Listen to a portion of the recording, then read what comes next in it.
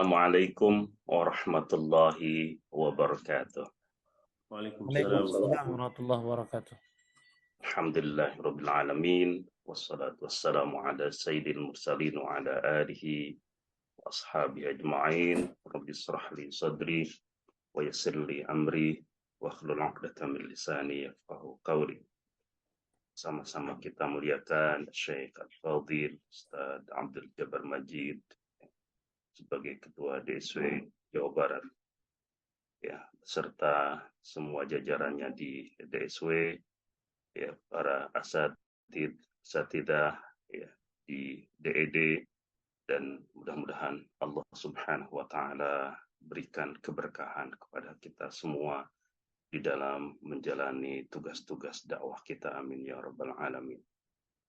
Apa yang tadi disampaikan, ya, oleh Ustaz Abdul Jabbar, ya, berkaitan dengan bagaimana kita bisa bekerja sama bersama-sama dengan lembaga-lembaga lain, ya, di dalam memperjuangkan dakwah ini menjadi agenda yang sangat penting bagi kita semua.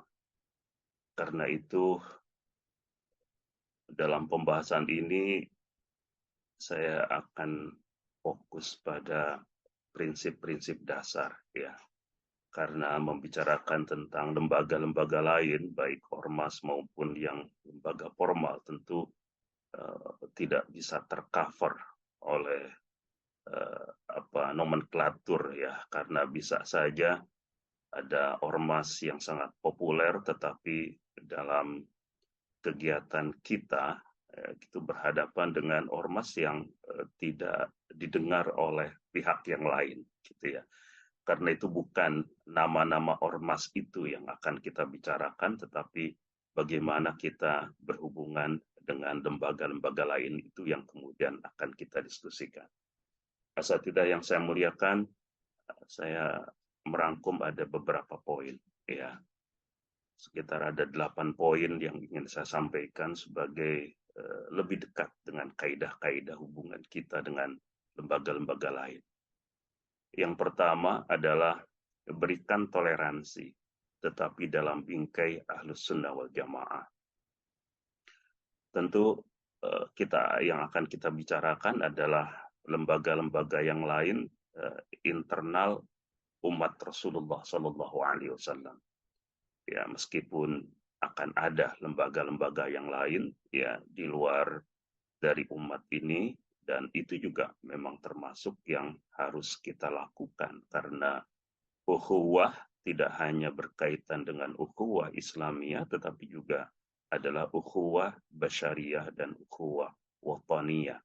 Bagaimana persaudaraan itu dibangun di atas kemanusiaan, bagaimana pula persaudaraan itu dibangun di atas kebangsaan, ya, termasuk juga, gitu ya. Tetapi akan lebih melebar jika saya berbicara tentang itu, sehingga yang akan saya bicarakan adalah fokus pada bagaimana hubungan kita dengan lembaga-lembaga lain intra atau internal umat Rasulullah Sallallahu Alaihi Wasallam.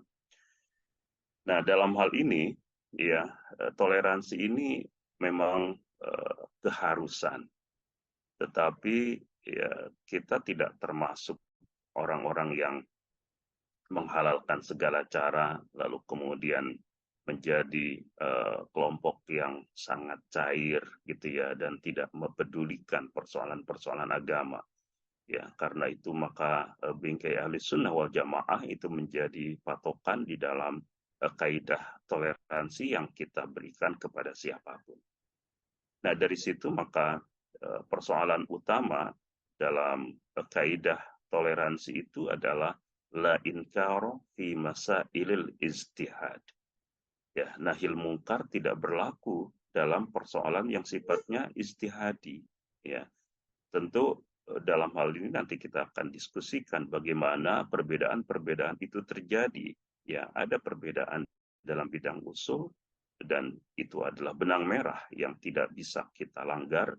Ya, tetapi ada perbedaan-perbedaan yang sesungguhnya dalam bidang furu yang sifatnya adalah ijtihadi.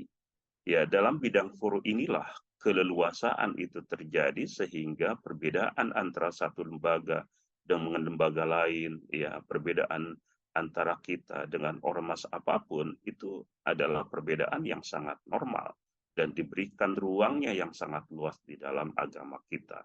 Karena itu maka tidak boleh kita menyikapi perbedaan itu dengan perspektif inkarul munkar, karena itu bukan ruang inkarul munkar.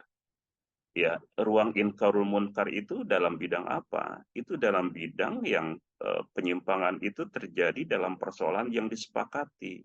Ya, yang disepakati itu artinya adalah bukan persoalan yang sifatnya ijtihadi. Karena yang disepakati itu bukan ruang ijtihad. La ijtihada fi mauridi an-nassi. Tidak ada ijtihad dalam persoalan-persoalan yang sudah ditetapkan dengan nas. Ya. Yang disebut dengan nas di dalam konteks usul fikih adalah sesuatu yang memiliki kepastian, ya, baik dari aspek dalil itu, baik kepastian dalil itu baik dari aspek wurud kesahihannya, ya seperti ayat-ayat Al-Quran atau misalnya hadis yang sifatnya mutawatir, demikian juga dengan kepastian makna yang dikandungnya, ya dilalahnya. Sehingga ketika wurud dan dilalah itu bersifat pasti, maka ia bukan persoalan yang sifatnya istihadi, maka tidak ada perbedaan di antara para ulama tentang persoalan-persoalan itu. Ya, keimanan kita kepada Allah misalnya itu adalah persoalan yang muttafaq. Salat 5 waktu, kewajiban salat 5 waktu itu muttafaq, ya. Nah, jadi ketika ada penyimpangan dari persoalan yang disepakati itu, ya, nah itu baru kemudian disebut sebagai ruang inkarul munkar, ya. Oke, jadi persoalan yang disepakati, ya, lalu kemudian bertentangan dengan nas, termasuk juga bertentangan dengan ijma. Kenapa bertentangan dengan ijma? Ya, karena ijma itu memiliki ketetapan, ya. Sebab la yakhtalifu ummati ala dhalal, ya. Umatku tidak akan bersepakat di dalam kesesatan. Sehingga meskipun secara persis tentang persoalan itu tidak ada nasnya, baik di dalam ayat Al-Quran maupun di dalam sunnah Rasulullah, tetapi sudah merupakan kesepakatan di antara mujtahid umat Rasulullah pada suatu zaman, maka ini tidak boleh kemudian dilanggar, gitu ya. Sehingga melanggarnya itu menjadi bagian dari ruang ingkarul munkar, atau ya keluar atau menyimpang dari kias yang jali, ya. Kias yang jali itu karena ada kias khofi, ada kias jali, ya. Kias jali itu seperti menganalogikan, ya, narkoba dengan khomer misalnya, ya itu sudah jelas itu, ya. Sehingga kalau misalnya ada orang yang menghalalkan narkoba dengan alasan bahwa ia tidak ditetapkan di dalam ayat maupun di dalam hadis, maka ini termasuk juga adalah ruang dari inkarul munkar itu. Oke, jadi sekali lagi bahwa masailul ijtihad itu bukan ruang inkarul munkar, karena yang disebut dengan ruang inkarul munkar adalah hal-hal yang tadi dibicarakan, dan ini adalah dikatakan oleh Imam An-Nawawi. Nah, oleh karena itu maka dalam masailul ijtihad ini tidak boleh memaksakan pendapat kepada orang lain. Karena memaksakan pendapat kepada orang lain berarti akan menetapkan sesuatu yang tidak ditetapkan oleh Allah dan oleh Rasul-Nya. Begitu kata Ibnu Taimiyah, gitu ya. Artinya adalah bahwa yang ditetapkan atau yang harus, ya, dilakukan oleh orang lain hanyalah apa yang ditetapkan oleh Allah dan oleh Rasul-Nya. Suatu pendapat, ya, dalam hal yang tadi disebut dengan ijtihadi itu bukan ketetapan, ya, karena itu sering disebut misalnya bahwa yang disebut dengan al-umur al-mukhtalaf itu bukan ad-din al-mulzim, ya, bukan ketentuan agama yang bersifat mengikat. Kenapa bukan ketentuan agama yang bersifat mengikat? Karena setiap orang itu akan diikat oleh pendapat yang dipilihnya, bukan pendapat yang tidak dipilihnya. Begitu ya. Oleh karena itu, maka para ulama pendiri madhab itu sangat toleran dengan perbedaan-perbedaan pendapat. Dan misalnya kita tahu bagaimana sikap Imam Malik ya ketika Al-Muwatta itu akan dijadikan sebagai kitab panduan fikih ya untuk beragama ya di seluruh wilayah kekuasaan khalifah. Ya, maka kemudian Imam Malik justru orang yang menolak ya rencana itu. Jangan engkau lakukan itu. Karena apa yang aku tuliskan di dalam kitab ini hanyalah apa yang aku terima dari sahabat-sahabat Rasulullah yang periwayatannya sampai kepadaku. Akan ada ulama-ulama lain yang menerima dari sahabat-sahabat Rasulullah yang periwayatannya tidak aku terima, begitu ya. Karena itulah kemudian Imam Malik tidak menerima itu, ya. Oke, dalam persoalan akidah, ya, meskipun ini persoalan yang harus kita pahami, ya, dengan detail, tetapi saya ingin menggambarkan bahwa dalam hal akidah tidak karena disebut dengan akidah, lalu kemudian tidak ada ruang perbedaan pendapat di situ. Karena yang tidak ada ruang perbedaan pendapat itu hanya dalam wilayah yang sifatnya usuluddin, dasar-dasar agama. Ini adalah benang merah yang tidak boleh kemudian dilanggar. Karena kalau ada orang yang melanggar ketentuan-ketentuan di dalam wilayah yang sifatnya merah ini, maka dia keluar dari Islam.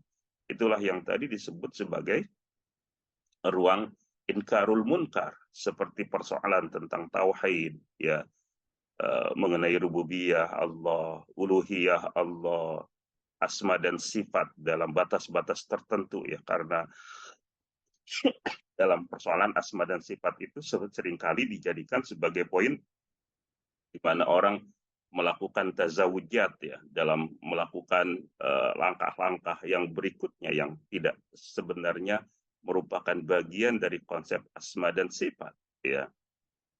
Jadi konsep-konsep dasar tentang tauhid ini adalah usuluddin ya. Yang kedua adalah persoalan risalah tentang kenabian Nabi Muhammad SAW dan bahwa Nabi Muhammad adalah Nabi akhir zaman misalnya.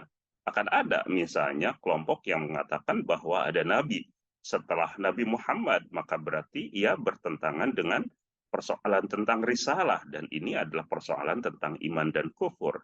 Demikian pula berkaitan dengan Al-Quran sebagai kitab Allah, berikut hukum-hukum yang bersifat pasti, ya seperti kewajiban sholat 5 waktu, kewajiban puasa di bulan Ramadan, haramnya berzina, haramnya mencuri, haramnya membunuh, dan lain sebagainya. Itu semuanya adalah persoalan yang sifatnya qat'i, dan meskipun ia merupakan bagian dari wilayah syariah, tetapi ia termasuk persoalan usuluddin.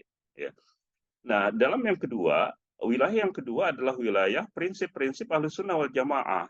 Ya, artinya adalah persoalan yang ketika ada orang yang menentangnya atau menentang salah satu dari prinsip ini, dia tidak membuat dia keluar dari agama Islam, tidak membuat dia menjadi murtad, tetapi membuat dia menjadi orang yang sesat, ya, dolalah. Ini adalah prinsip-prinsip Ahlussunnah wal Jamaah. Ya, seperti berkaitan dengan keyakinan tentang akan adanya nikmat atau adab di dalam kubur. Mu'tazilah menolaknya, maka Mu'tazilah ada di luar ahli sunnah wal jamaah. Berkaitan dengan adanya sirot, ya, titian sirot, adanya mizan, timbangan, amal baik, amal buruk, hormat dan ridho kepada para sahabat. Syiah itu menolak ya prinsip akidah keharusan untuk hormat dan ridho kepada para sahabat, maka mereka ada di luar ahli sunnah wal jamaah. Karena itu ada sunni, ada syiah. Tidak mengkufurkan mukmin pelaku maksiat sebagaimana yang dilakukan oleh khawarij, ya, misalnya, ya, maka khawarij itu di luar ahli sunnah wal jamaah, ya. Meskipun tentu tidak setiap aliran-aliran yang ada di dalam sejarah itu kemudian ada di tengah-tengah kehidupan kita, tetapi setidaknya sebagian dari itu semua ada di tengah-tengah kita, dan ini juga menjadi persoalan yang harus kita sikapi gitu ya, bahwa perbedaan yang terjadi antara kita dengan mereka itu bukan perbedaan yang sifatnya bisa diberikan toleransi yang luas, karena toleransi yang luas hanya ada di dalam persoalan yang bersifat furu di dalam akidah ya. Bersifat furu di dalam akidah ini yang kemudian disebut ya bahwa ada 3 kelompok ahli sunnah wal jamaah ya, yaitu eh, Asy'ariyah, Maturidiyah, dan Hanabilah misalnya, gitu ya. Perbedaan yang terjadi di antara 3 kelompok itu terjadi dalam persoalan yang sifatnya dhonni dan bukan perbedaan yang sifatnya qat'i. Kayak demikian pula misalnya bagaimana kita menyikapi keragaman perbedaan fikih ya. Ini juga harus kita pahami sebab ketika kita salah persepsi bagaimana kita seharusnya menyikapi keragaman perbedaan fikih ini yang kemudian bisa melahirkan hubungan yang tidak harmonis antara lembaga dakwah dengan lembaga-lembaga yang lain gitu ya. Karena itu maka basis dari toleransi yang bisa kita berikan kepada lembaga atau tokoh-tokoh dari lembaga lain ini adalah pemahaman yang utuh tentang bagaimana kita memahami persoalan akidah, bagaimana kemudian memahami perbedaan di dalam bab fikih ya. Ini juga sesungguhnya menjadi persoalan yang cukup besar untuk dibicarakan, tetapi setidaknya ada 5 poin ya berkaitan dengan ini. Pertama, bahwa terjadi satu ruang toleransi yang sangat luas yang diberikan oleh ulama-ulama kita sampai dalam bidang usul fikih. Ini kemudian disebutkan ada madhab ya di dalam menyikapi keragaman pendapat fikih ini antara musawwibah dengan mukhti'ah. Musawwibah itu membenarkan semua pendapat fikih ya, tapi kemudian dikoreksi oleh mukhti'ah ya yang menyalahkan. Bagaimana mungkin perbedaan yang terkadang kontradiktif antara satu madhab dengan madhab lain itu seluruhnya bisa dibenarkan, padahal ya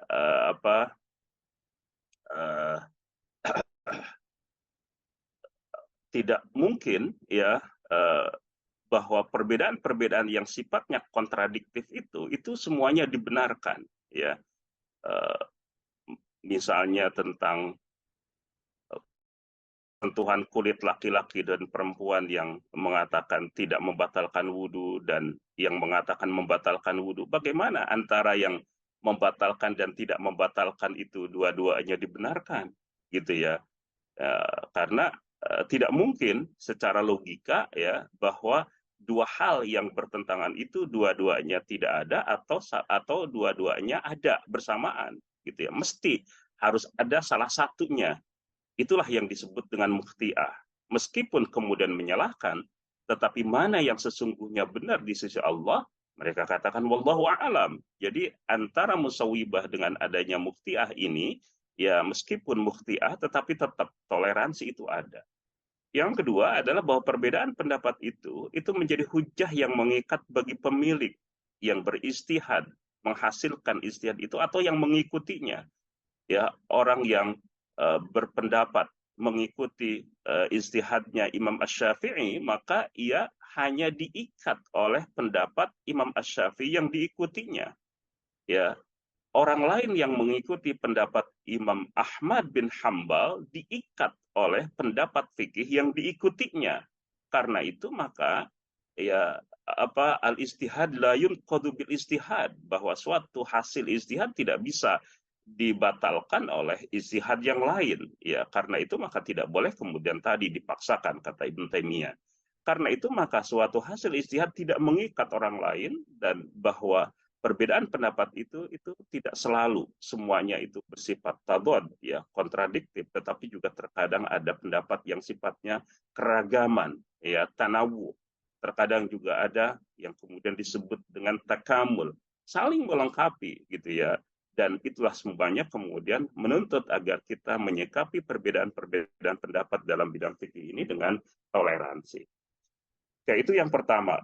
Yang kedua, ya apa yang tadi disampaikan oleh Saad Abdul Jabbar ya adalah mengupayakan sinergi dan kolaborasi. Ya, kaidahnya adalah nata'awan fi mattafaqna fi wa ya'tadhiru ba'duna ba'dan fi makhtalafna fi. Kita saling membantu dalam persoalan yang disepakati dan saling toleran ketika terjadi perbedaan pendapat dalam konteks yang tadi kita bicarakan. Ya, karena uh, kita ya diperintahkan oleh Allah Subhanahu wa taala untuk saling bekerja sama, tolong menolong itu di dalam albirru dat taqwa wa ta'awanu 'alal birri wat taqwa. Tolong menolonglah kamu dalam mengerjakan kebajikan dan takwa. Wala ta'awanu 'alal itsmi wal 'udwan, dan jangan tolong menolong dalam berbuat dosa dan permusuhan. Ya. Jadi ayat ini ya merupakan perintah ya, dan al aslu fil amri lil wujub. Ya, prinsipnya bahwa perintah itu menunjukkan bahwa yang diperintahkan merupakan hal yang diwajibkan.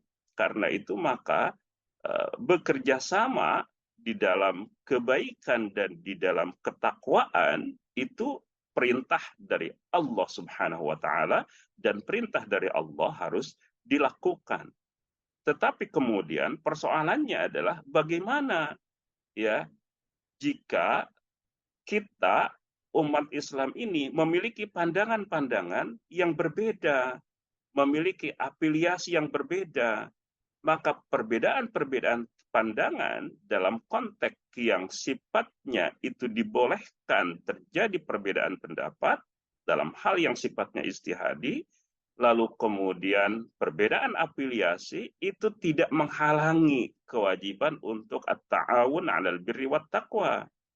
Ya, oleh karena itu, maka setiap jamaah ya itu tidak boleh melakukan kegiatan-kegiatan, memiliki program-program yang sengaja ya dilakukan, dirancang untuk kontraproduktif. Ya, ini sesungguhnya disampaikan oleh Syekh Ahmad Ar-Rasyid ya, tapi saya kemudian ingin merujuk ya pada kitab apa itu kemudian tidak sempat ya, apakah di dalam Al-Muntolaq, Al-Awaik atau Al-Masar. Saya ini adalah bacaan lama karena itu tidak sempat saya rujuk ya, tetapi beliau mengatakan bahwa jika setiap jamaah itu saling kontraproduktif ya, kegiatan-kegiatannya diupayakan untuk melawan apa yang dilakukan atau apa yang diprogramkan oleh jamaah yang lain, maka umat itu tidak akan mendapatkan dampak kemajuan. Ya, coba kita misalnya refleksikan bagaimana jika ada dua kendaraan dengan cc yang sama-sama tinggi, ya, tetapi kemudian diarahkan ke arah yang berlawanan, maka pasti di situ tidak akan ada gerak. Ya, beliau itu katakan. Jadi kalau misalnya ya antara Mercy dengan Mercy nempel, lalu kemudian dengan arah yang berlawanan itu saling melaju atau mengupayakan untuk melaju kencang, maka tidak akan ada gerak karena satu pergerakan itu dihadang oleh pergerakan lain yang sebanding. Ya, nah oleh karena itu maka ketika satu lembaga dakwah memiliki program yang sengaja memang membenturkan dirinya dengan program pada lembaga lain, maka seolah-olah mereka telah bekerja luar biasa, tetapi sesungguhnya umat tidak mendapatkan dampak apa-apa. Tidak ada progres di tengah-tengah umat karena kinerjanya hanya memang dikerahkan untuk menghadang kelompok yang lain itu.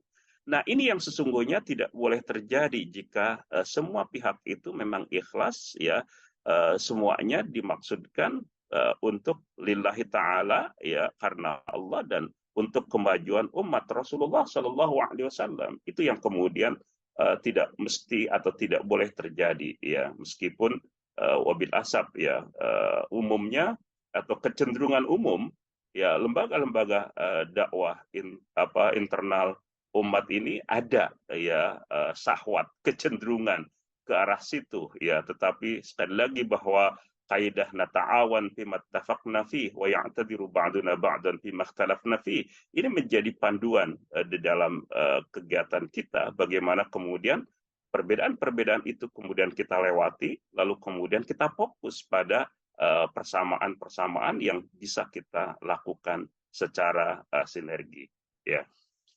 Dan karena itu maka apa yang kemudian dilakukan oleh Rasulullah Shallallahu Alaihi Wasallam seperti yang kita tahu bersama bahwa Rasulullah terlibat di dalam Hilful Fudul di rumah Abdullah bin Jud'an ya, yang beliau katakan bahwa ini adalah pengalaman yang sangat menarik bagi Rasulullah ya, padahal ketika itu ya antara Rasul meskipun pada waktu itu belum menjadi utusan Allah ya, dengan orang-orang Quraisy gitu ya, memiliki keyakinan yang berbeda karena Rasul ya dijaga oleh Allah Subhanahu wa taala dari akidah kemusyrikan ya. Tetapi meskipun begitu ya, proyeknya adalah proyek kemanusiaan, proyeknya adalah proyek kebaikan, maka Rasul terlibat di dalam persoalan itu yang jika kemudian ada peluang lain ya untuk melakukan hal yang serupa, kata Rasulullah, akan aku lakukan itu ya. Demikian pula kebolehan untuk meminta bantuan kepada orang musyrik ya, kepada orang musyrik ini, sampai pun orang musyrik ya itu boleh diminta bantuan ketika apa yang bisa mereka berikan kepada kita itu positif. Qazman ya ikut di dalam perang Uhud dan membunuh 3 orang dari Bani Abduddar, pembawa panji musyrik ya, sehingga Nabi Shallallahu Alaihi Wasallam bersabda, Allah benar-benar menguatkan agama ini dengan bantuan orang fajir, begitu ya. Khuza'ah ikut bersama Nabi Shallallahu Alaihi Wasallam pada waktu Futuh Makkah melawan Quraisy, ya, ya, sehingga di dalam sirah itu disebutkan ya bahwa ketika Rasulullah Shallallahu Alaihi Wasallam melawan orang-orang musyrik setelah Futuh Makkah itu ya, itu kan dibantu oleh 72 orang musyrik ya, dan mereka diikutkan oleh Rasulullah Shallallahu Alaihi Wasallam di dalam peperangan itu. Nah, sinergi kolaborasi ini bersifat terbuka, kapanpun itu bisa dilakukan ya, baik dalam keadaan kuat maupun dalam keadaan lemah ya. Syaratnya adalah orang-orang yang dilibatkan dalam kolaborasi dan sinergi dan kolaborasi ini memiliki pandangan yang baik tentang umat Islam dan dapat dipercaya tentunya ya, karena kalau sudah tidak bisa dipercaya itu kan kemudian juga harus selektif gitu ya, jangan-jangan kemudian akan dikhianati, tetapi ya husnudzon itu dikedepankan dibandingkan dengan suudzon kita ya. Ya, jadi itu yang kedua ya.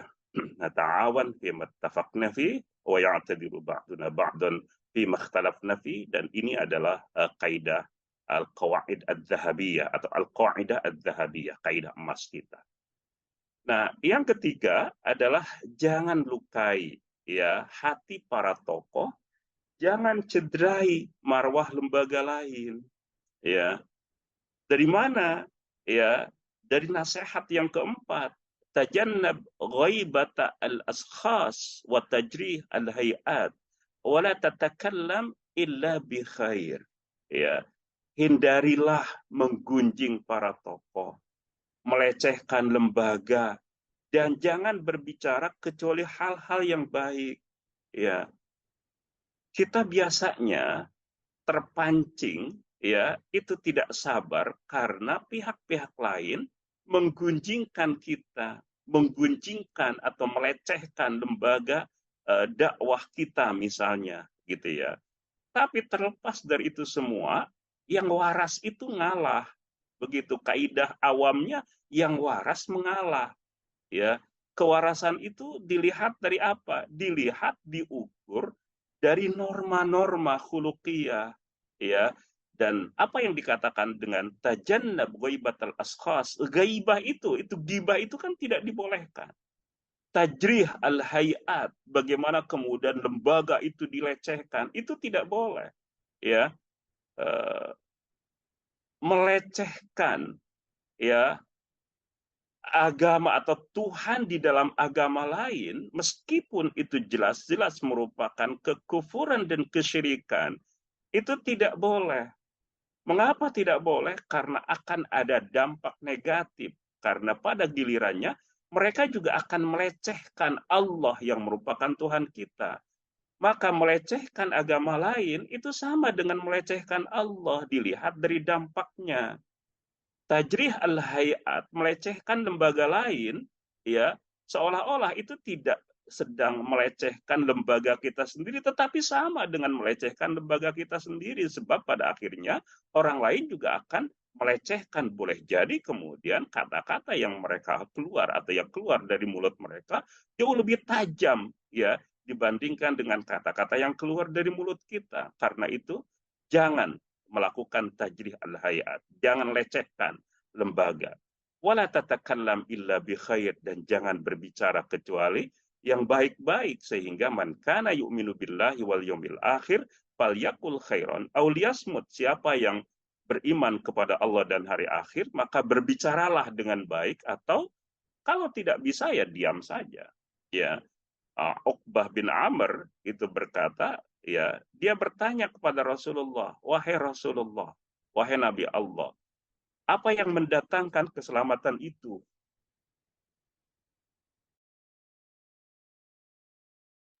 Rasulullah Shallallahu Alaihi Wasallam bersabda, amsik alaika lisanak, ya, jaga lidahmu. Nah ini, jaga lidahmu.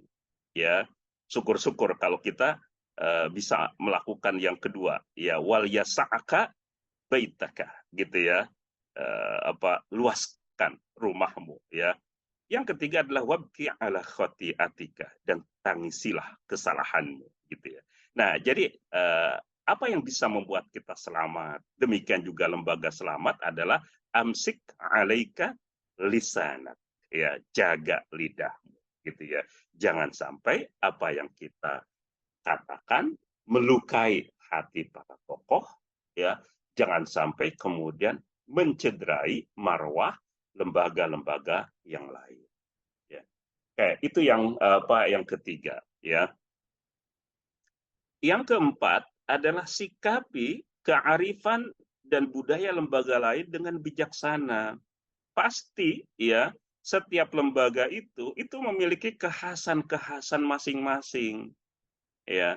Tetapi kekhasan-kekhasan itu harus disikapi dengan kearifan. Karena itu al-hikmah, kearifan itu adalah keterampilan tingkat tinggi, di mana seseorang itu sudah mampu, ya, melakukan kontrol diri, ya, kemudian mampu menjaga lisan, lalu kemudian memilih, ya, perkataan dan sikap yang tepat, ya. Itulah yang disebut dengan kebijaksanaan. Ya, di dalam sebuah hadis itu dikatakan, ma ra'ahul muslimuna hasanan fahuwa indallahi hasanun, wa ma ra'auhu sayyi'an fahuwa indallahi sayyi'un. Sesuatu yang baik menurut umat Islam, baik pula menurut Allah. Yang buruk menurut mereka, buruk pula menurut Allah Subhanahu wa taala. Jadi terkadang, ya, ada persoalan-persoalan di luar, ya, wilayah keagamaan secara langsung, tetapi ia bisa jadi menjadi refleksi dari sikap-sikap keberagamaan itu. Maka di dalam pembahasan, misalnya, mohon maaf ya melebar sedikit, ya, di dalam pembahasan tentang akhlak misalnya, ya, akhlak itu adalah norma-norma yang ditetapkan oleh agama, ada ayat, ada hadis, ya. Nah, maka akhlak itu adalah bagian dari komponen agama setelah akidah dan syariah. Tetapi ada wilayah yang disebut dengan adab, ya. Adab itu, ya, itu adalah ekspresi ketika seseorang, ya, bersikap dan berperilaku di dalam hidup ini sebagai cerminan dari akhlak, tetapi apa yang dia perbuat, apa yang dia katakan, itu tidak memiliki landasannya secara langsung di dalam nas-nas agama. Itu yang disebut dengan adab, gitu ya. Nah, budaya itu adalah sisi lain dari persoalan itu. Sehingga apa yang kemudian menjadi ajaran agama itu ketika melembaga di tengah-tengah masyarakat, maka agama itu tidak hanya berkaitan dengan apa yang harus dilakukan kepada Allah dalam hubungan dengan sesama manusia sesuai dengan ayat-ayat atau hadis-hadis Rasulullah Shallallahu Alaihi Wasallam, tetapi akan ada ekspresi keberagamaan ya, bukan ekspresi agama, ekspresi keberagamaan yang kemudian melembaga di dalam tradisi-tradisi tertentu. Nah, inilah yang disebut dengan budaya. Oleh karena itu, maka setiap lembaga boleh jadi memiliki budaya yang berbeda dari lembaga yang lain. Dan ini yang kemudian termasuk yang harus disikapi dengan arif dan bijaksana, gitu ya. Nah, karena itu maka ia berkaitan dalam usul fikih dengan apa yang disebut dengan al-urfu as-shalih, ya, tradisi yang baik, ya. Jika termasuk maro'ahul muslimuna hasanan, oh itu baik gitu ya. Secara tradisi itu baik, ya. Maka ia disebut sebagai al-urfu as-shalih, dan al-urfu as-shalih akan masuk ke dalam satu ruang yang disebut dengan al-adatu muhakkamah, ya. Adat itu bisa menjadi sandaran hukum, ya. Sebaliknya, kalau kemudian dipandang bahwa ekspresi itu merupakan satu keburukan, wa mara'auhu sayyi'an bahwa indallahi sayyi'un, maka ini masuk dalam ruang yang disebut dengan al-urfu al-fasid, uruf atau tradisi yang rusak, ya. Nah, uruf yang rusak, ya, itu bukan diikuti, ya, tetapi dilakukan nahil mungkar, tetapi ingat dengan cara yang tidak mendatangkan kemunkaran yang lebih besar. Kaidah nahil mungkarnya itu, karena itu maka tidak karena nahil mungkar lalu kemudian gabres, tidak bisa begitu. Semuanya juga harus terukur. Karena itu maka harus diukur kira-kira dampak dari satu tindakan, satu kebijakan itu apa.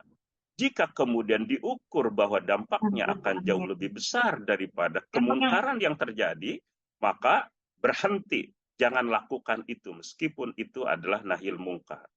Demikian Rasulullah Shallallahu Alaihi Wasallam tidak jadi merenovasi Ka'bah hanya karena jarak, ya, antara Rasul dengan kemusyrikan itu dekat, ya, sehingga diukur oleh Rasul kalau misalnya renovasi Ka'bah itu dilakukan maka akan membuat orang-orang kembali murtad, gitu ya, dan itu adalah mafsadah atau kemunkaran yang jauh lebih besar dibandingkan dengan kebaikan yang ingin dicapainya, ya. Nah, karena itu maka tradisi yang rusak ini harus dihindari. Jika dianggap maslahat untuk penerimaan atau perluasan dakwah, maka harus ada modifikasi yang secara akademis disebut dengan proses islamisasi. Tentu pembicaraan ini pembicaraan lain dan saya tidak akan memasukinya. Ya. Nah, dalam hal ini ya asatidz rahimakumullah, saya mengusulkan agar tradisi yang baik pada setiap kelompok itu ditampilkan, ya, tetapi oleh tokoh-tokoh yang berasal dari kalangannya, ya.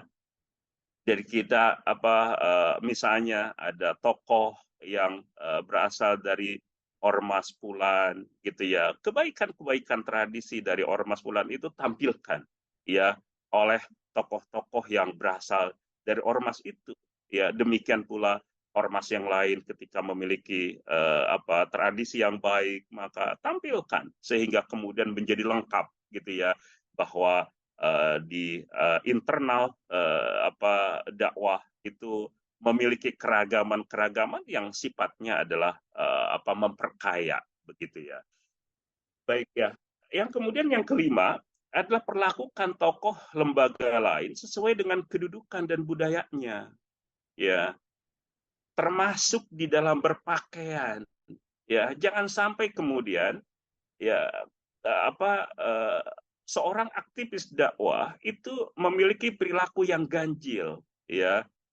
Misalnya alhamdulillah, gitu ya, para aktivis itu banyak yang megang kegiatan-kegiatan di masjid-masjid gitu ya.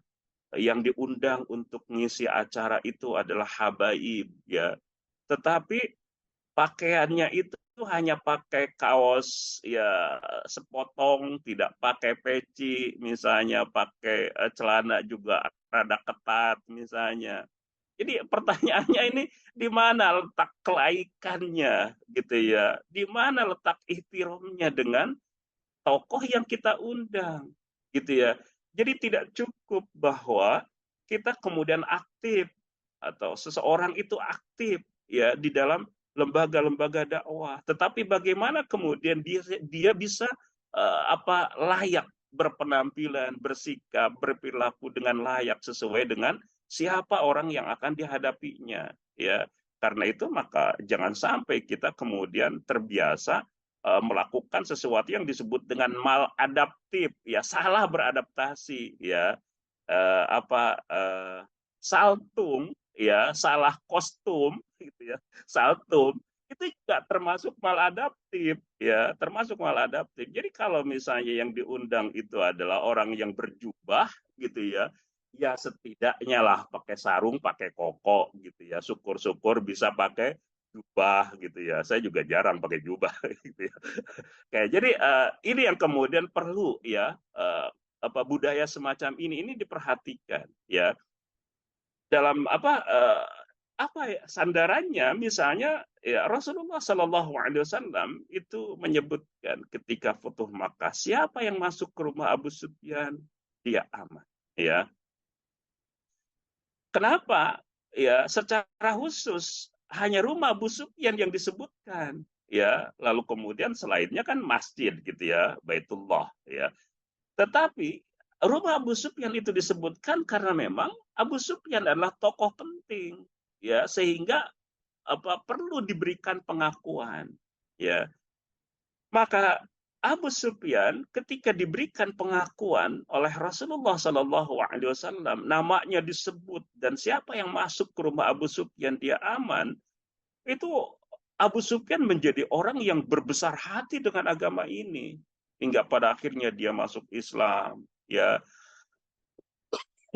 ya, dan kemudian memberikan peran yang cukup besar, ya, pengambil alihan Makkah itu menjadi tanpa perang, ya, perang Hunain dan blokade Taif itu ikut serta Abu Sufyan itu, ya, bahkan kemudian mematikan potensi permusuhan penduduk Mekah terhadap Islam, tidak seperti Hawazin dan Thaqif misalnya. Itu kenapa? Karena peran Abu Sufyan itu, ya, sehingga ketika ada pihak-pihak lain, tokoh-tokoh dari lembaga-lembaga lain itu kemudian diberikan ya penghargaan, simpul-simpul atau simpul tokohnya itu kemudian diberikan uh, apa uh, pengakuan, penghargaan, apapun itu bentuknya gitu ya, tetapi dia terkesan ya bahwa suatu lembaga dakwah itu kemudian memberikan penghargaan, penghormatan terhadap dirinya,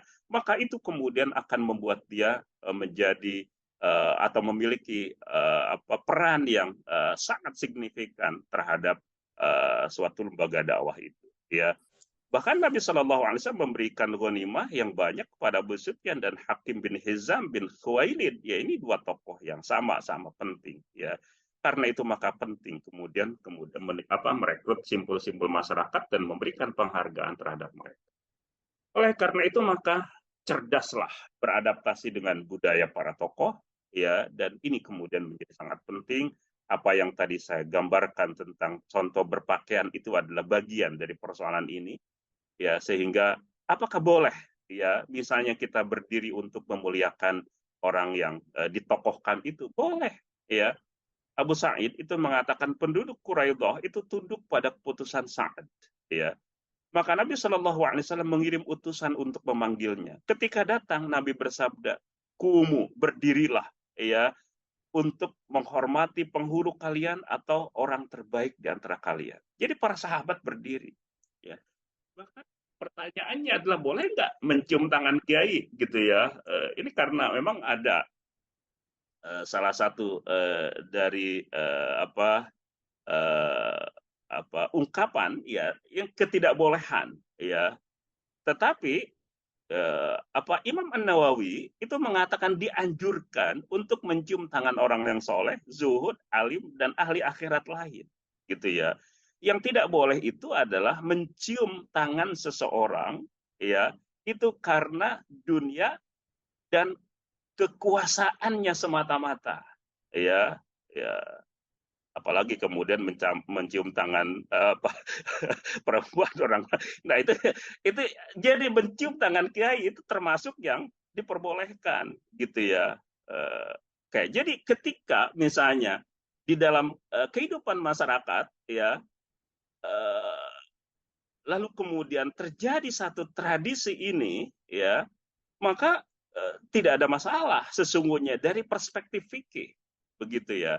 Karena itu maka ini menjadi meskipun tidak harus kemudian setiap orang diperlakukan seperti ini, tetapi untuk orang-orang tertentu, simpul-simpul tokoh-tokoh tertentu yang kemudian menjadi tradisi baginya masuk ke pesantren, tradisi di pesantren itu misalnya adalah mencium tangan kiai gitu, tidak ada masalah gitu secara fikih gitu ya.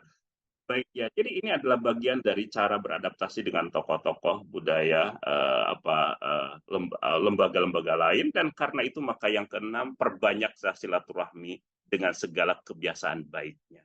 Ya, nah ini yang kemudian menjadi sangat sentral ya di dalam upaya kita untuk memperluas gitu ya pengaruh dakwah ke berbagai lini kehidupan, ke berbagai hubungan dengan lembaga-lembaga atau ormas-ormas yang lain ya, karena uh, ini bisa menjadi salah satu sebab ya di mana potensi-potensi keburukan yang terjadi itu diminimalisasi ya. Sebab salah satu dari keutamaan silaturahmi adalah ya man sarrahu ayyamuddallahu ta'ala lahu fi umurihi wa yuwassi' lahu fi rizqihi wa yadfa'u anhu mitatas su'i falyattaqillaha wal yasir rahimah.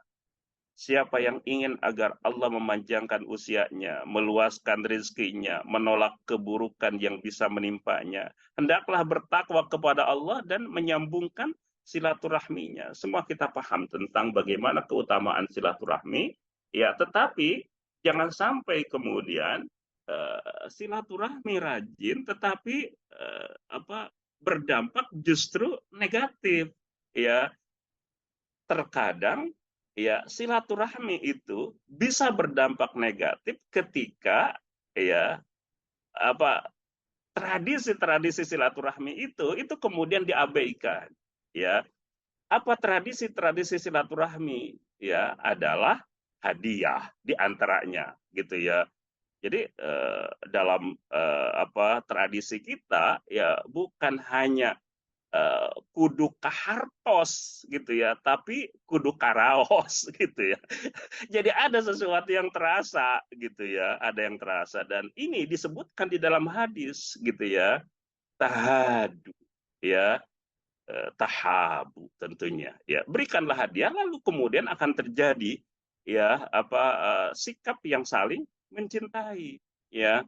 Termasuk dalam hal ini adalah terkoneksi satu sama lain ya, dan alhamdulillah ya kita sekarang ada pada satu zaman ketika hubungan antara kita dengan siapapun itu bisa terjadi dalam setiap waktu dan tidak harus kemudian mencari momen ya untuk bertemu secara fisik ya, sehingga absus salam ya, menyapa ya, ini menjadi salah satu dari pintu terjadinya hubungan yang baik antara suatu lembaga dengan lembaga lain gitu ya. Karena itu maka ala ukhbirukum, mau nggak aku kabarkan kepadamu sesuatu yang jika kamu lakukan akan membuatmu saling mencintai. Absus salam bainakum, sebarkan salam di antara kamu gitu ya. Sehingga ya saya katakan bahwa terkoneksi secara media sosial ya, atau lewat media sosial atau jaringan apapun ya, WA, telepon gitu ya, Instagram, ya untuk generasi jadul seperti kita Facebook misalnya gitu ya. Nah, ini harus menjadi bagian dari tradisi kita ya, ketika kita ingin berpartisipasi di dalam menjalin hubungan yang baik dengan siapapun. Ya. Yang ketujuh ya, asatidz rahimakumullah, ya boleh jadi kemudian ada pilihan-pilihan politik ya yang berbeda. Tetapi ingat, pilihan politik itu tidak identik dengan perbedaan dalam agama, ya, tidak identik ya. Karena itu maka tidak karena seseorang memiliki pilihan politik yang berbeda, lalu kemudian dianggap bahwa wah ini pintu silaturahmi sudah tertutup ini. Ya. Perbedaan politik itu tidak menutup pintu silaturahmi. Ya, bagaimana kemudian asar-asar sahabat ini menggambarkan kepada kita tentang bagaimana perbedaan-perbedaan sikap politik para sahabat itu tidak mencederai ya silaturahmi di antara mereka. Ibnu Abi Syaibah misalnya itu meriwayatkan dari Thariq bin Syihab bahwa antara Khalid bin Walid dengan Sa'ad itu terjadi perbincangan yang tidak menyenangkan. Lalu seorang laki-laki mencela Khalid. Maka Sa'ad berkata, "Hei, apa yang terjadi dengan kami tidak menyentuh agama kami." Gitu ya. Ini hanya perbedaan pandangan. Ya, memang tidak menyenangkan karena perbedaan politik itu, perbedaan pilihan politik itu pasti itu ya tidak menyenangkan. Tetapi meskipun ia tidak menyenangkan, ya itu tidak menyentuh agama kami sehingga tetap saja dia adalah saudara kita sesama muslim. Al-Bukhturi ditanya, ya Al-Bukhturi mengatakan bahwa Ali ditanya, apakah penentangnya dalam perang Jamal adalah orang-orang musyrik? Ali menjawab, orang musyrik tidak ikut berperang. Apakah mereka orang munafik? Ali menjawab, orang munafik tidak mengingat Allah kecuali sedikit saja. Mereka adalah saudara-saudari yang menentang kita. Secara politik menentang, tetapi sesungguhnya mereka adalah bagian dari saudara sesama muslim. Karena itu kemudian ya menjadi mudah rujuk kembali, mudah akur meskipun perbedaan-perbedaan itu terjadi. Ali bin Abi Thalib mengatakan mereka adalah saudara-saudara yang menentang kami. Lalu mereka kami perangi. Mereka sekarang telah kembali rujuk, ya maka kami terima mereka. Ya, jadi ini adalah hal yang juga bisa terjadi, ya apalagi dalam tahun-tahun politik seperti sekarang ini, gitu ya. Ini kemudian paradigma yang kita miliki atau tetap memiliki misi di dalam kehidupan ini karena bagaimanapun ya arus kebaikan ini harus terus bergulir ya semakin besar dan pilihan-pilihan politik tentu itu menjadi salah satu sarana agar proyek-proyek kebaikan itu terus bisa dikembangkan, tetapi tentu akan ada orang-orang yang jangankan dalam hal pilihan politik, dalam hal beragama saja khilafiyat itu bisa terjadi gitu ya, apalagi kemudian di dalam pilihan politik. Karena itu maka perlakukan bahwa ini adalah sebagai salah satu dari dinamika, tetapi tidak harus kemudian mencoreng atau tidak harus kemudian menghalangi silaturahmi kita. Ya, yang terakhir ya, yang terakhir adalah taati peraturan pemerintah, ya, dan hormati konsensus bersama. Kenapa harus menaati aturan pemerintah? Ya, selama aturan pemerintah itu tidak menghalalkan yang haram, tidak mengharamkan yang halal, tetap ia merupakan bagian dari kebijakan,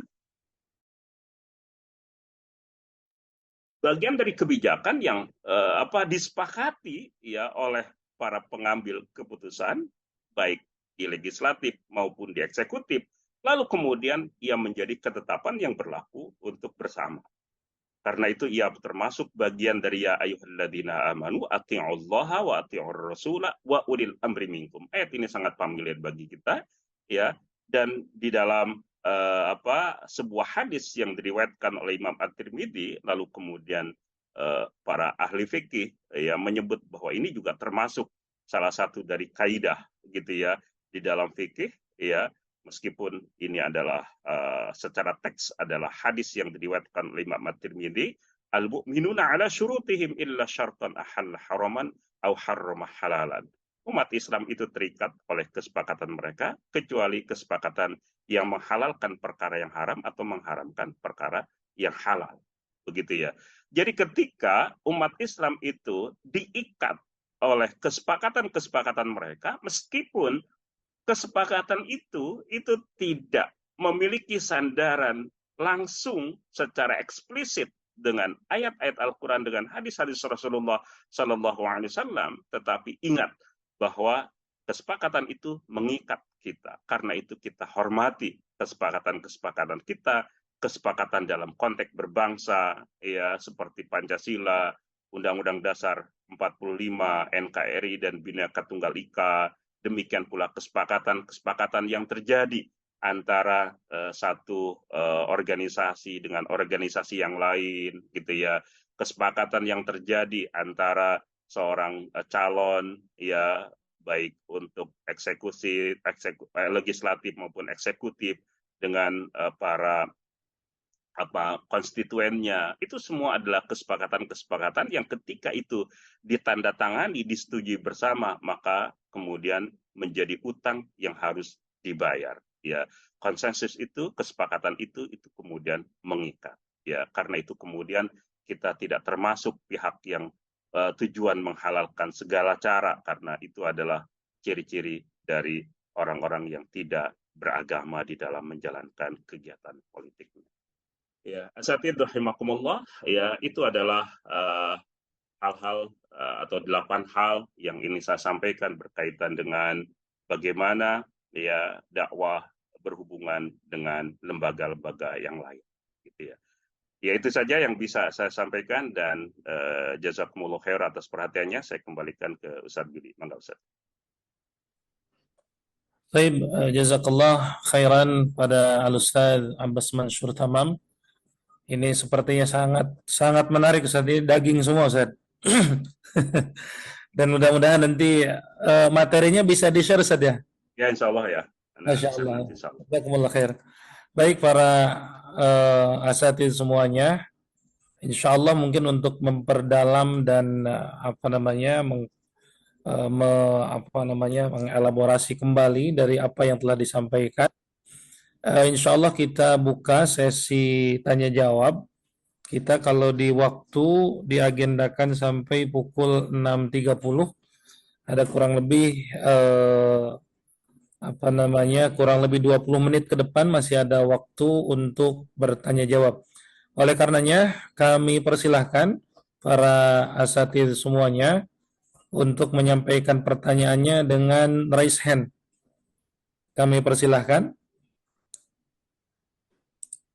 Apakah ada yang ingin mengajukan pertanyaan?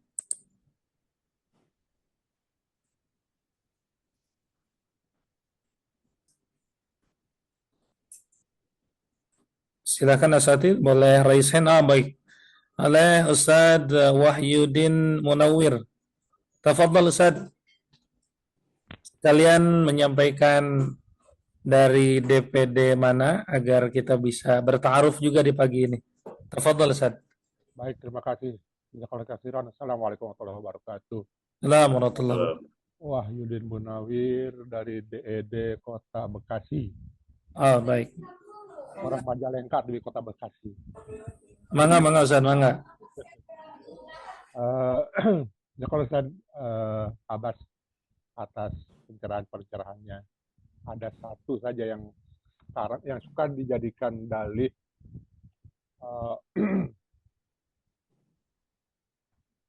ini terkait dengan gibah gitu ya.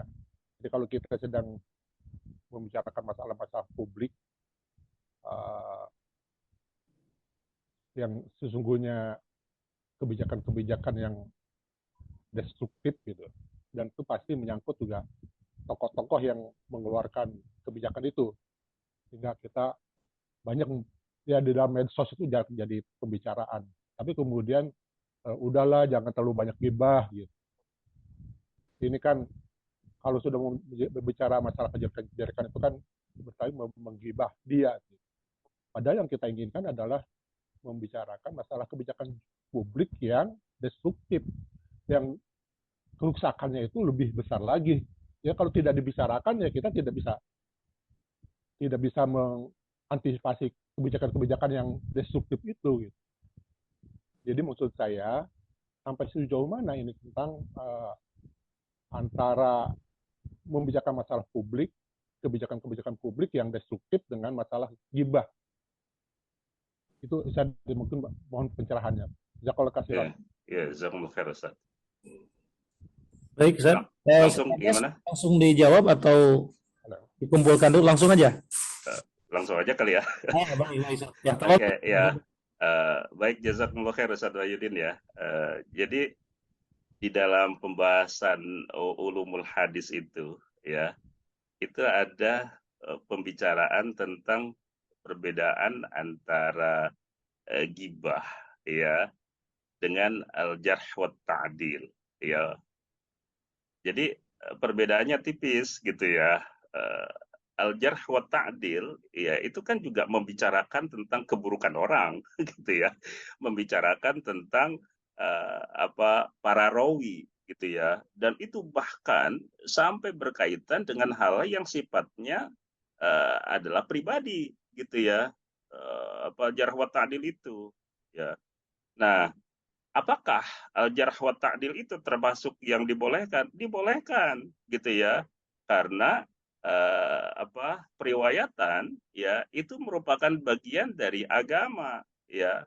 Kalau misalnya tidak dibicarakan tentang al-jarh wa ta'dil, pembincangan tentang orang-orang yang terlibat di dalam meriwayatkan suatu hadis itu, maka laqala man syaa ma syaa. Setiap orang itu bisa mengatakan apa saja yang diinginkannya gitu ya. Padahal ia merupakan bagian dari agama gitu ya. Oke.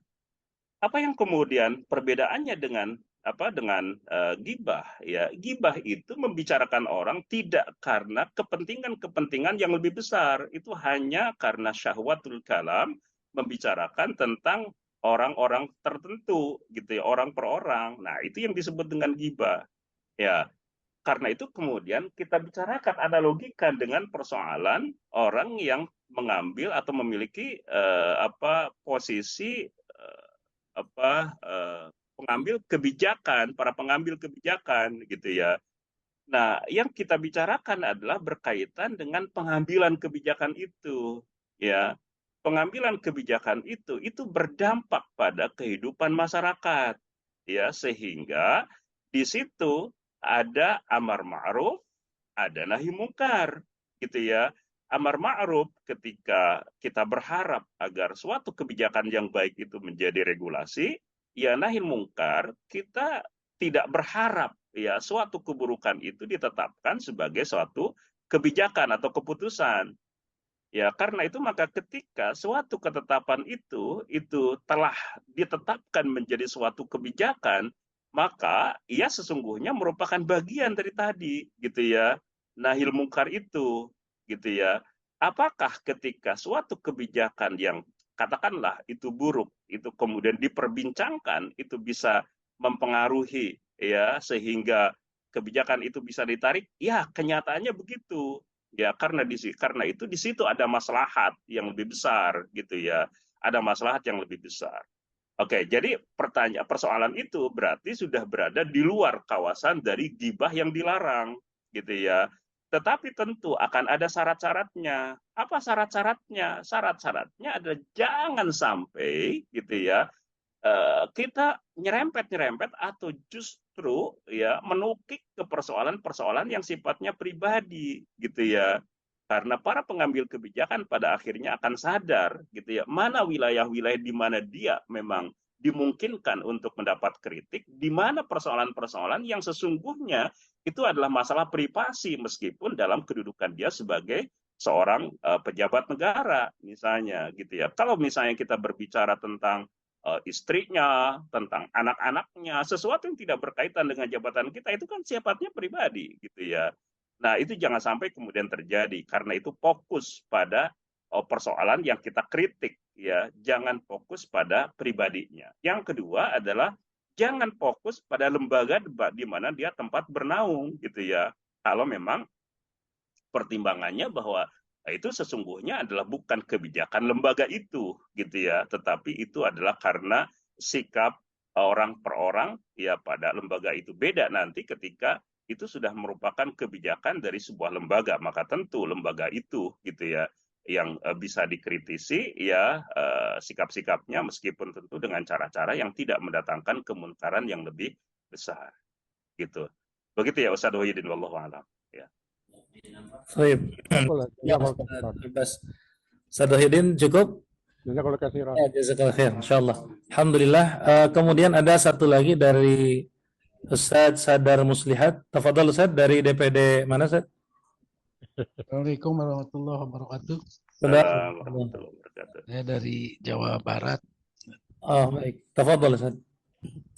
Jadi ini batasan-batasan masih terkait musyarakah ya, koalisi antara koalisi ideologis, koalisi strategis, dan koalisi taktis. Sampai di mana itu bisa kita lakukan, batasannya di mana itu Ustaz? Jadi mana yang boleh, mana yang tidak, antara tiga. Kadang-kadang kita ada sangat penting untuk kepentingan strategis, tapi juga bertentangan secara ideologis. Nah, itu bagaimana batasannya Ustaz? Baik, terima kasih. Assalamualaikum warahmatullahi wabarakatuh. Assalamualaikum warahmatullahi wabarakatuh.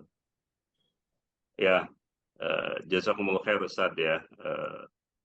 Meskipun tentang fikih musyarakah ya, ini saya kira Ustaz juga sudah punya gambaran ya tentang bagaimana seharusnya musyarakah itu dilakukan ya.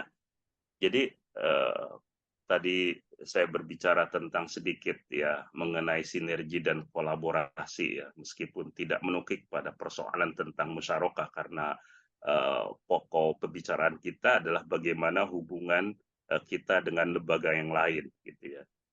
Nah, musyarakah ya dalam hal ini adalah kolaborasi ya, atau dalam hal ini adalah koalisi, maka sesungguhnya masuk dalam kategori tadi yang saya bicarakan adalah mengupayakan sinergi dan kolaborasi ya, mengupayakan sinergi dan kolaborasi ya. Saya mendapatkan penjelasan bahwa generasi Y dan generasi Z ya itu lebih senang dengan koalisi kolaborasi ya dibandingkan dengan sikap yang konfrontasi ya, padahal mereka adalah segmen terbesar dari para pemilih kita. Oleh karena itu maka sikap ini yang kemudian harus dikedepankan karena itu ketika ada satu hal yang tidak kita setujui, kebijakan-kebijakan yang tidak kita setujui, maka kita harus dicarikan format kolaborasinya gitu ya.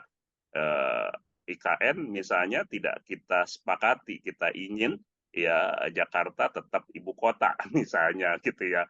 Tapi bagaimana kemudian dengan gagasan IKN itu? Maka kemudian perspektif kolaboratifnya adalah ya mengajukan ya bahwa kita merencana atau mengajukan untuk menciptakan 15 kota baru yang setingkat dengan IKN tadi itu sebagai pusat-pusat pusat-pusat perkembangan ekonomi di daerah-daerah. Nah, itu adalah contoh dari kolaborasinya. Pertanyaan tentang ya syaratnya apa gitu ya? Syaratnya adalah mereka memiliki pandangan yang baik tentang umat Islam dan dapat dipercaya. Ini yang dikatakan oleh Ibnu Qudamah di dalam Al-Mughni. Gitu ya. Jadi selama ya mereka memiliki pandangan yang baik tentang umat Islam ya, maka berarti meskipun dengan orang yang berbeda agama ya, kolaborasi ini bisa dilakukan ya, bisa dilakukan. Apakah kemudian dalam batas-batas taktis atau strategis ya bisa berkaitan dengan itu semua gitu ya. hal-hal yang kemudian ideologis tentu dalam hal ini ya hemat saya ya tidak kena ketiga tidak memenuhi syarat.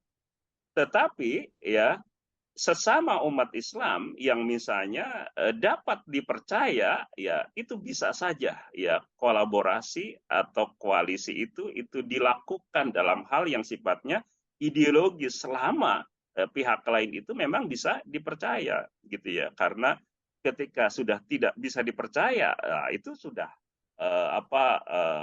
mental blocknya itu sudah terbentuk dan tidak mungkin kemudian akan terjadi kerjasama gitu ya. Karena itu di dalam sebuah riwayat itu Rasulullah SAW bertanya kepada para sahabat, apakah mungkin seorang mukmin itu pelit? Ya para sahabat mengatakan mungkin saja wahai Rasulullah. Apakah mungkin seorang mukmin itu pengecut, penakut? Para sahabat mengatakan mungkin. Tapi apakah mungkin seorang mukmin itu pembohong? Para sahabat sepakat semuanya mustahil itu wahai Rasulullah gitu ya. Jadi syarat dari bagaimana kita berhubungan dengan pihak-pihak lain itu paling tidak ya itu adalah dapat dipercaya gitu ya, dapat dipercaya. Ini adalah syarat paling rendah gitu ya dari sebuah koalisi, saya kira begitu. Wallahu a'lam. Baik, jazakallah khair kepada Ustaz Abbas Mansur. Ustaz Sadar, apakah ada yang ditanyakan kembali? Cek Ustaz ya. Baik. Para asatidz semuanya, masih ada waktu 5 menit lagi sampai jam 6.30. Barangkali ada yang masih ingin dikembangkan kembali dengan diskusi, kami persilahkan, ada waktu 5 menit. Baik, dari Umi Ihsan, DSW Jawa Barat, kami persilahkan. Silakan Umi.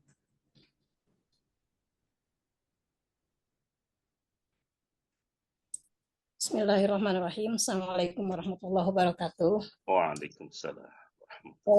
Tadi mungkin Ustadz sudah menjelaskan ya bahwa ketika kita memasuki ke lingkungan-lingkungan tertentu, kita juga harus menyesuaikan dengan budaya, termasuk pakaian juga gitu. Seperti kalau misalnya para Ustadz itu kan memasuki pesantren, ya pakai sarung, pakai peci, atau pakai sorban gitu. Terus masuki misalnya wilayah habaib, berarti kan pakai gamis ya, jubah. Nah, bagaimana untuk para ustadzah atau para ummahat ya yang memasuki lingkungan-lingkungan yang bercadar itu, Ustadz? Nah, apakah kita juga di situ sebagai narasumber misalnya bercadar juga, atau kita sebagai jamaah mereka juga, apakah kita juga bercadar juga gitu supaya menyesuaikan diri juga gitu dengan mereka, atau kita tetap saja dengan tampilan yang biasanya seperti ini gitu. Jadi yang sebaiknya itu seperti apa Ustadz? Karena saya juga termasuk yang sering juga gitu memasuki lingkungan-lingkungan yang semuanya pada bercadar gitu. Akhirnya saya juga ikutan bercadar gitu di situ, karena kadang-kadang kan diminta sebagai narasumber juga gitu di situ. Tapi di saat lain gitu kan, karena kita juga sering jadi narasumber di lingkungan-lingkungan yang memang tidak bercadar, bahkan itu mungkin yang sering kita lakukan. Jadi saya juga buka juga gitu cadarnya. Jadi akhirnya cadar saya buka tutup sesuai dengan lingkungan yang saya kunjungi gitu. Nah, yang seperti itu gimana Ustadz gitu yang saya tanyakan ya. Assalamualaikum warahmatullahi wabarakatuh. Assalamualaikum warahmatullahi wabarakatuh. Jazakillahu khairan Umi Ihsan ya. Ya, jadi itu yang tadi termasuk yang ingin saya bicarakan gitu ya, bahwa jangan sampai kita saltum gitu ya, salah kostum gitu, karena salah kostum itu menjadi bagian dari ketidakmampuan kita beradaptasi dengan lingkungan kita ya. Cadar itu ya termasuk persoalan apakah perempuan mubah atau haram pakai cadar gitu ya. Itu kan mubah gitu ya, termasuk wilayah mubah gitu. Karena itu maka tidak ada larangan ya untuk memakai cadar gitu. Yang dilarang itu adalah membuka jilbabnya, itu yang dilarang gitu ya. Nah, jadi ya dalam kajian tentang fikih ya berkaitan dengan cadar itu ya itu dianjurkan tidak dianjurkan itu sesuai dengan konteksnya gitu ya karena batasan aurat aslinya itu ya wajah itu termasuk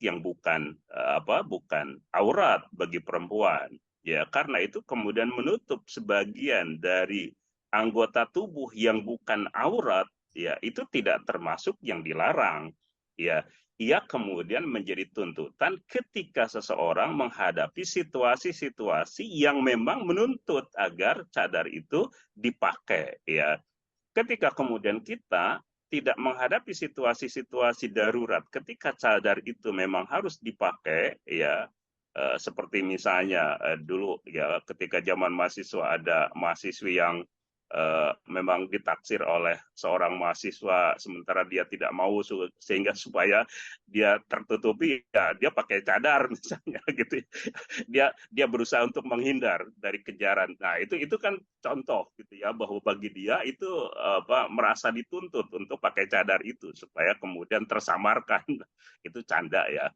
ya tetapi ya memang ketika seorang ustadzah itu memasuki wilayah yang memang di situ ya umumnya bercadar gitu ya maka tuntutan sosiologisnya tuntutan sosialnya itu memang pakai cadar gitu ya karena nilai seseorang di hadapan kelompok-kelompok yang biasa bercadar itu cadar itu menentukan gitu ya sama dengan ketika kita memasuki pondok pesantren tradisional ya pakai peci tidak pakai peci itu akan menentukan nilai gitu ya. Kalau tidak pakai peci, itu jatuh itu nilainya. Sepinter apapun, alim apapun seseorang, kalau memang dia tidak pakai peci, ya itu bermasalah gitu ya. Sama juga ketika seorang ustadzah memasuki wilayah mereka, tidak pakai cadar itu sudah menjatuhkan ya nilainya. Karena itu maka silahkan dipakai gitu ya. Tetapi dalam menghadapi situasi yang lain, ya ketika cadar justru itu akan dianggap sebagai sesuatu yang negatif, gitu ya, maka jangan pakai, gitu ya. Sebab memakai cadar itu bisa jadi bagi mereka merendahkan derajat, gitu ya. Kan seseorang itu bahkan bisa dianggap intoleransi, ya, ketika pakai cadar gitu ya. Jadi dalam kondisi semacam itu ya nggak usah pakai gitu ya. Karena itu maka silahkan cerdas-cerdas menyesuaikan dengan situasi-situasi di lingkungan sosialnya gitu ya. Jadi silahkan itu ya Umi Ihsan itu hemat saya itu tidak mencederai gitu ya.